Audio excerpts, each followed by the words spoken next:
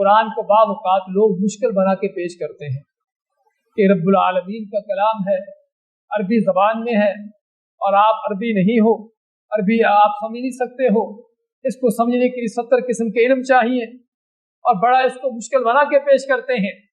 حالانکہ بھائیوں معلوم ہونا چاہیے کہ کائنات کی قرآن سے آسان کوئی کتاب نہیں ہے۔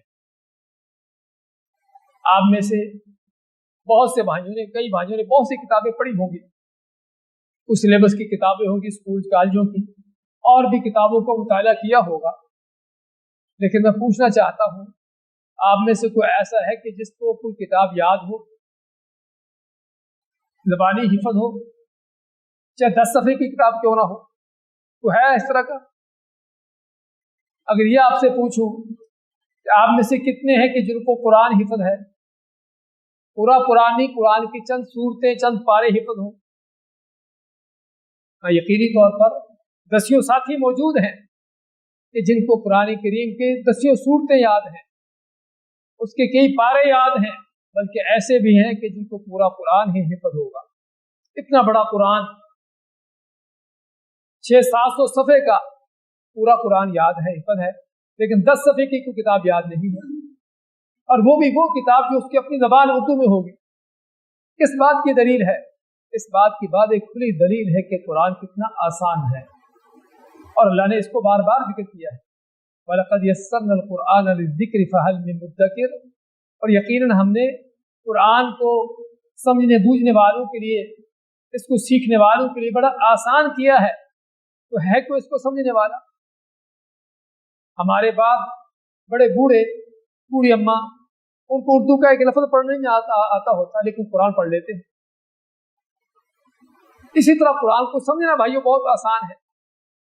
قرآن کی سمجھ بوجھ، یقین کریں ہم عربی زبان جانتے ہیں، عربی پڑھی ہوئی ہے، لیکن ہم دیکھتے ہیں کہ قرآن کے اندر جو عربی کی آسانی ہے، اللہ کے اس کلام کے اندر جو آسان پہلو ہے، وہ عام عربی کلام کے اندر نہیں ہے۔